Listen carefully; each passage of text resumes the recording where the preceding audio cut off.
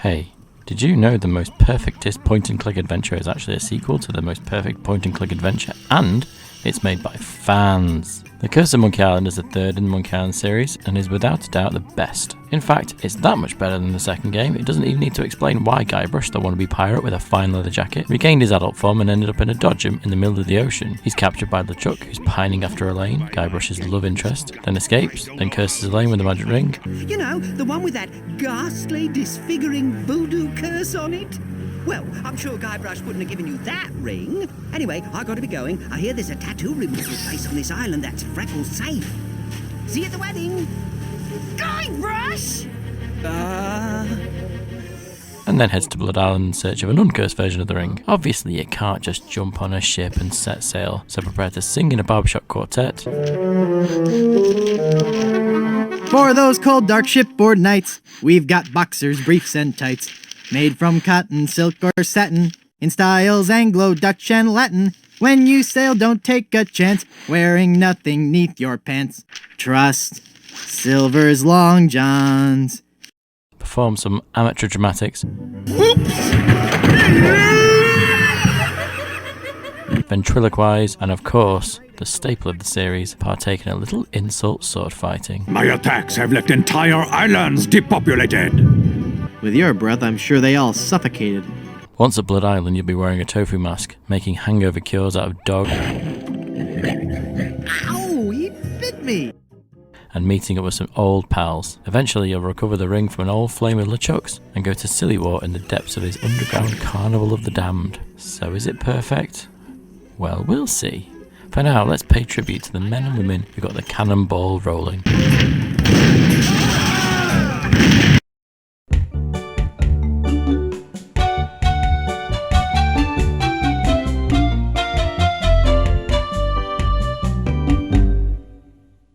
Point-and-click adventure games were and still are an anomaly in the gaming world. Strike up a conversation about being a gamer and you'll most likely be asked, are you a Fortnite or Call of Duty man? You'll be met by a muted, if you say your favourite game is Clock Tower.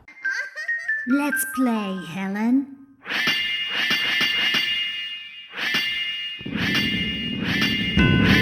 One day I'll meet a person like myself outside of a forum or a Facebook group, and I'll probably give them a wide berth before they start rubbing the contents of their pockets all over me. Video games require challenge, and that is most easily achieved through an action-based gameplay loop. In the 80s and early 90s, most stories were committed to text, but you'd have to read the manual in order to discover the dark secrets of Flimbo's quest. Chances are, most didn't really care, as they came to overcome the challenge of dexterity rather than solving some esoteric mind bender. You can improve your skill with a joystick over time by practice, but the same does not work for an adventure puzzle. The early adventure game loop relied on a dogged perseverance and plenty of trial and error. I can't do anything. I don't think I can manage it. I can't do anything. That is unless the puzzles were blatantly obvious or, better yet, cleverly signposted, which none of them were. It's incredible that adventure games survived their inception. They must have made more money selling hint books than actual floppies. Prior to Maniac Mansion, the standard bearer was Sierra, and the progenitor for the third-person adventure that we know of today was King's Quest. Prepare to die might be the tagline for the Souls series, but it had nothing on early adventures. The game kills you for every minor transgression, even if that constitutes walking 2 steps in the wrong direction from the very start of the game. But regardless, the works of Ken and Roberta Williams are remembered fondly, not for what they did wrong, but for how they blazed a trail through uncharted waters. Perhaps that's why this power couple live out their days at sea. But the concept of a playable game with no gameplay was far from clearly defined. Enter Lucasfilm Games. George Lucas wasn't a gamer, but he was a man who understood the value of creative freedom. Lucasfilm had a vision to push beyond the status quo, pushing its envelope in terms of technology and experimenting with the medium. He described Steve Arnold and his team as the Lost Patrol, wandering through a lifeless desert. They're out there somewhere in the desert, and occasionally someone will see their flag over the top of the sand dune, and we don't really know what they're doing, but someday they'll come back to us with tales of great stuff, heroic deeds that have been done. Until that day, we'll just have to hope for the Lost Patrol to return. And innovate they did, pushing the limits of technology and not making Star Wars games. We were creating a culture that was designed around innovation. We had the brand of Star Wars, the credibility of Star Wars, and the franchise of Star Wars, but we didn't have to play in that universe. We were a group that lived inside a super creative, technologically astute company, and we got to do our own invention. We got to make up our own stories and call them Lucasfilm. Ron Gilbert, then a contractor at Lucasfilm Games, soon to be rebranded as LucasArts, saw great potential in the adventure genre, and knew immediately that being able to see what on earth you were doing would be an important facet of making a playable adventure. It just seemed to me you should just click on the screen. One of the frustrations I had playing Kane's Quest was trying to figure out what the things on the screen actually were. I was definitely very inspired by the work I'd seen done on Labyrinth to come up with what I guess people would call the SCUM interface. Multiple characters were implemented because of the tendency to get stuck, and being able to switch enabled the player some thinking space, and the opportunity to come at the problem from another angle, or simply tackle another puzzle entirely. The SCUM interface would remove the need for a text parser and streamline the verbs to just 10, and despite not being a critical success, the company continued to make adventure games. After reading On Stranger Tides by Tim Powers, Ron got to work on a pirate game called The Secret of Monkey Island.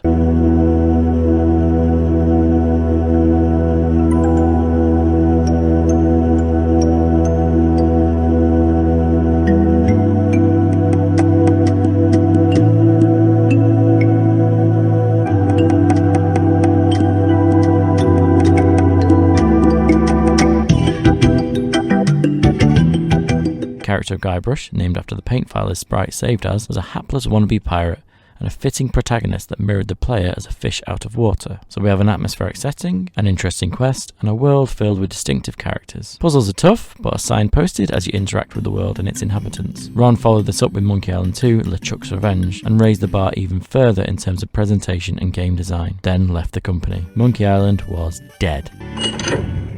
Rest in peace and all that.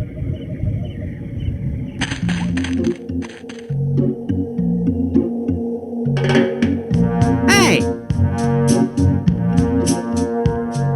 I'm not really dead.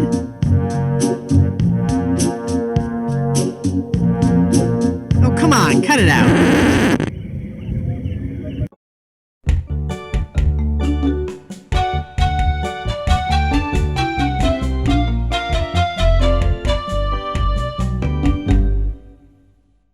Having been exploring the depths of adventure games for this channel, I've had to learn to hold my breath for at least 10 minutes as I've waded through a cesspool of pixel hunting fetch quests. It's incredible how often these same cardinal sins are committed, and it's not like Gilbert didn't write them down. The formula he produced was a cheat sheet containing a list of rules that he himself followed. The principal misdemeanor is the inability to see what you're doing.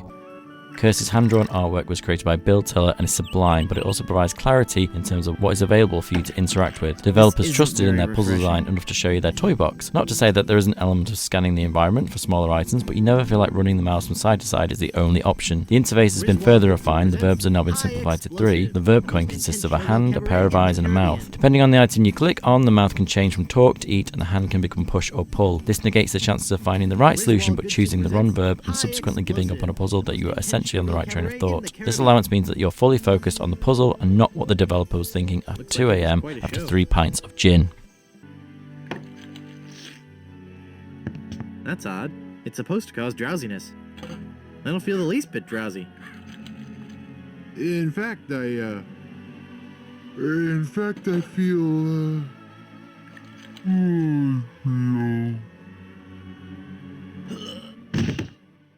We've all played games where navigation can be a chore and the act of moving from A to B can be an unpleasant experience. In platformers such as Mario 64, artfully timing jumps is a large part of the challenge. In games such as Death Stranding, traversing hazards is the gameplay.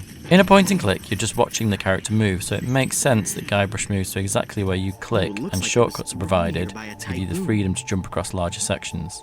Loading times are kept to a minimum and you're afforded the ability to quickly double-click to a location without watching a walk cycle to see if your theory regarding using a biscuit cutter on a rubber tree was the right idea. Hey, would you look at that? It's built around the player having harebrained schemes and wanting to try them out without fear of the punishment of having to backtrack. That was on the list, by the way. No self-respecting pirate would be seen wearing that.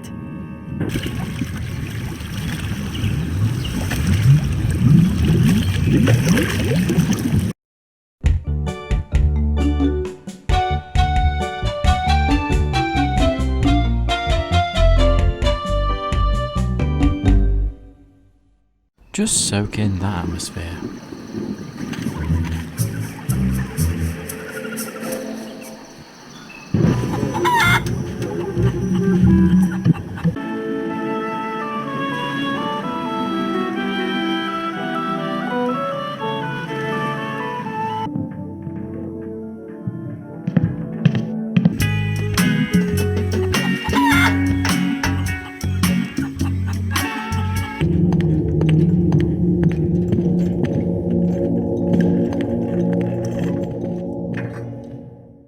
perfect recipe of sound design and ambience perfectly prepared by Michelin star Scumbar chefs. The iMuse system blends music tracks so seamlessly as you move from location to location.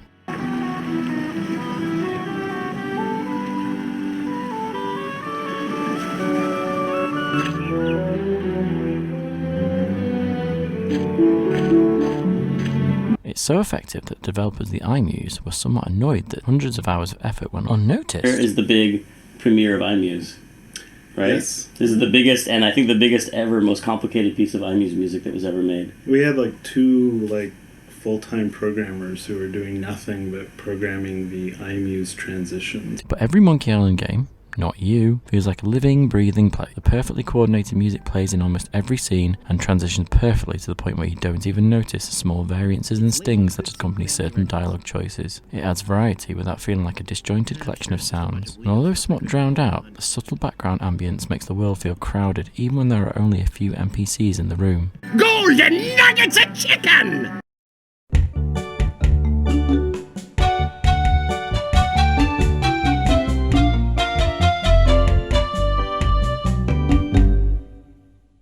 The Curse of Monkey Island has a gameplay loop that should but isn't the standard bearer for this sort of game. And the reason is that without something to shoot or the challenge of avoiding death, the loop relies heavily on something much harder to achieve. Well-defined and likeable characters. You'll probably start each scenario by walking around finding these characters to talk to, but they provide entertaining dialogue and at the same time drop little hints as to what they need in order for you to achieve your goals. By wandering around and chatting to folk, you acquire a series of quests. You collect items along the way and you slowly build a picture of what you need. You then discover that the obvious solution just isn't the right one. This barbershop trio needs convincing to join your crew. Haggis McMutton wants to beat you in a game of caber toss. Cutthroat Bill wants to find gold, and Edwin Van Helgen wants a duel. So you've seen a rubber tree and a keg of rum. So rubber bounces. This guy has a gold tooth, and you have a jawbreaker. A glove? Time to throw down the gauntlet, quite literally. Dueling banjos, it's bonkers. Now there's a challenge. To the field of honor. I choose the banjo. I accept.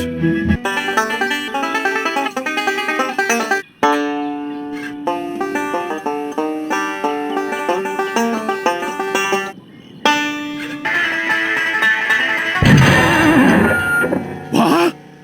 You shot my banjo. You can't be sure of that. That shot may have come from the grassy knoll.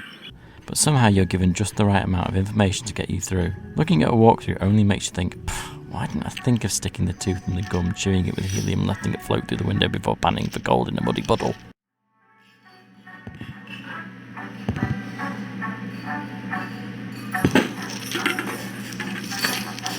Cool.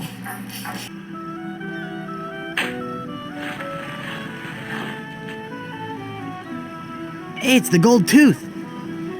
It's so obvious. A little bit of general knowledge helps, but you can always brute force your way through the harder parts by rubbing everything on everything. There's even an easy mode if you're a bit thick. And puzzles, for the most part, can be completed in any order, so you only get stuck when you've done everything but that one puzzle. Most of the time you'd switch off, but Curse does something that select few adventures actually do. It makes you desperate to find out where to go next. A new setting is your reward, and a cracking one it is too, because that means a whole new set of great characters to interact with, and the loop starts again. Often you have a choice of dialogue options, and you may want to replay the whole game to hear them all. Shut your trap, you yellow-bellied blowfish! One more peep out of you, and I'll do you in! Peep.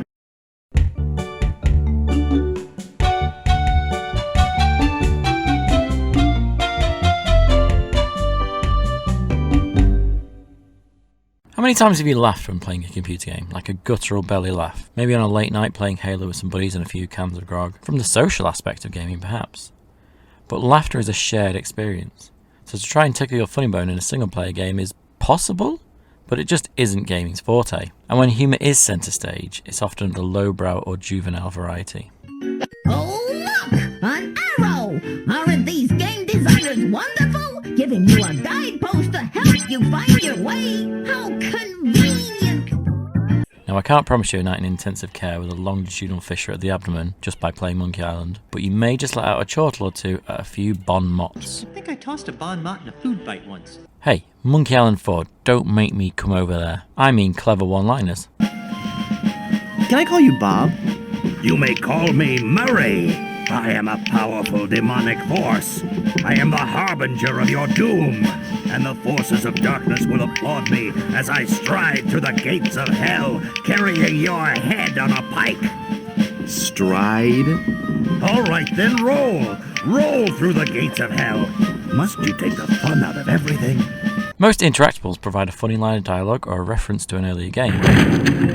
Phew, I'm glad to be finally out of that thing, even though it was a spacious, comfortable model with plenty of leg and headroom. There's plenty of visual humour too. Some jokes fall flat and there's a fair amount of it's a door, it's a chair. But overall, looking at items is incentivised with the potential for a laugh out to yourself in a dark room because you play adventure games moments. Like this paper voodoo doll, which can be pinned to provide a future NPC some severe rheumatism. Well, I'm sure it won't do anything. After all, it's just a paper voodoo doll. Make it stop! Ah! LucasArts games are usually self-aware and curse nods to the player throughout. It's made for the fans, and I'm a fan who felt more than serviced. Would you like to be buried or cremated? With you around, I'd prefer to be fumigated. The little details like the plaque that is placed next to Elaine when you return to her add to a sense of the lived-in world with a kooky cast of characters working in the background. Being given a tarot card of death before actually dying in the game is a well-thought-out joke with an impressive payoff. I could put a curse on you that would make every morsel of food you eat become a ravenous cockroach inside your intestines, giving you the most excruciating death imaginable. So, are you gonna tell me my fortune or not? I'm not kidding! Finding Stan still trapped in the coffin you nailed him in the last game, it's just one more example of rewarding the player with more content just for solving a puzzle. You've convinced me. I want to buy some insurance. A wise choice, and one you won't soon regret. The question isn't whether or not you can afford to buy an insurance policy, it's whether you can afford not to. Speaking of which, can you afford to buy an insurance policy? Well, how much does it cost? Oh, that depends on a variety of factors. How much coverage you need, how much you're willing to spend, all sorts of highly complicated sliding scale insurance equations and such. But I won't bore you with all that. Just let me ask you this. How much money do you have? At the times, the game locks you in one place and gives you a limited set of options. It reminds me of Star Wars, when they escape one problem only to find themselves in an even worse one. It breaks at the pace, but at the same time is a dangerous game to play.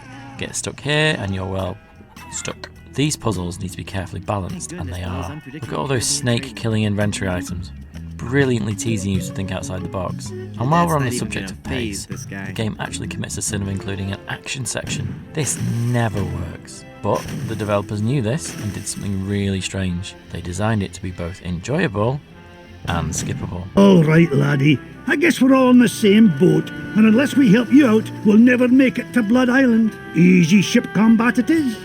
You won't want to skip it though. A bit of mindless destruction is the perfect distraction after all that towel whipping and singing. Papa Pichu!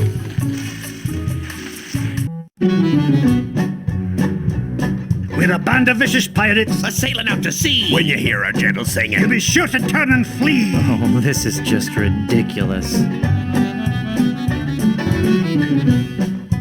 Come on, men. We've got to recover that map. That pirate will be done for when he falls into our trap. We're a club attuned for rovers. We can sing in every clef. We can even hit the high notes. It's just too bad we're tone deaf. A pirate I was meant to be. Trim the sails and roam the sea. Murray the demonic talking skull is probably the best character of the series, who was originally intended to only appear in the opening after you've blown limb from bony limb, but he is hilarious, and seeing him in every location makes you wonder about his backstory. I'm Guybrush. Sorry about blasting your boat. Then that sorrow will be the last thing you feel. You have come face to face with the terrible demon skull Murray. Now let me hear your screams of terror. Oh. How did he get to Blood Island? Hey Disney, how about a Murray standalone TV series? Nah, they won't make anything that awesome. Do you know anything about lifting curses? Oh, right. I know a lot about lifting curses. That's why I'm a disembodied talking skull, sitting on top of a spike in the middle of a swamp. You seem bitter. I'm sorry, it's been a rough day. Boo!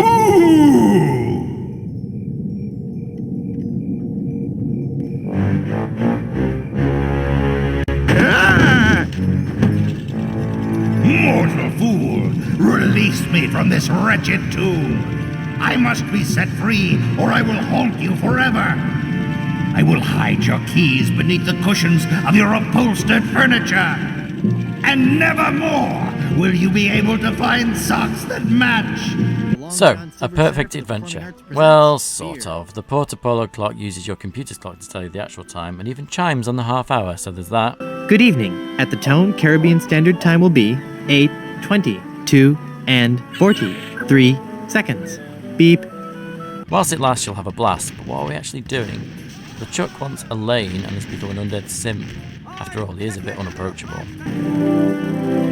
How many times do I have to tell you, LeChuck, I just don't feel that way about you? Elaine? By my congealed blood, you'll learn to love me. Sail with me, and I'll make you queen of the dead.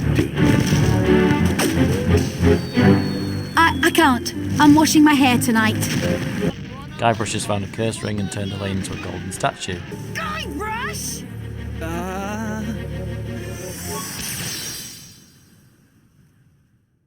It's like Back to the Future Part 2 when they immediately pie off the girlfriend so you aren't getting earache whilst attempting to steal a map from a guy's back tattoo.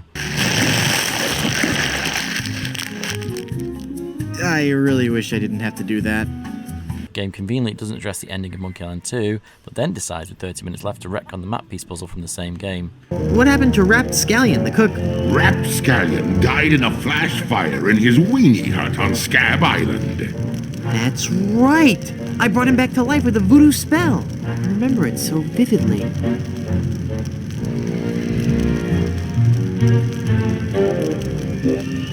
Guybrush! Guybrush! Oh, I'm sorry, I was miles away. What were you saying? The entire plot revolves around finding a new ring to replace the old ring that cursed Elaine. Wally and LeChuck are thrown in as fan service more than anything, and the game borrows a lot from its predecessor, even rehashing Big Whoop for the finale. It's a little thin, to say the least, but you probably won't care as you insult sword fight your way to Blood Island or dodge a lactose-intolerant volcano. It only becomes an issue in the final act where the entire plot is dumped on you by LeChuck. 20 minutes of rambling doesn't leave you even remotely invested in the final showdown. And the ending is atrocious. Guybrush and Elaine sail off with Bilbo Baggins. They're married now, so the next game is kinda spoiled. No, it's not a perfect game. It's like skydiving without a parachute, exhilarating while it lasts before crashing into darkness. During the credits I was sat waiting for a funny coda, but nope, that's it. Could Murray not narrate over the credits, calling out all the executive producers for being lemonheads? I just wanted more. I guess that's a good thing. I certainly wanted much less of the X-Files. The franchise is now owned by Disney, and despite efforts to get the next game back in the hands of its creators, the most likely scenario is that the series will need some serious voodoo to ever be brought back from the dead. Talk of a movie has subsided, and this concept art is all that remains of that project.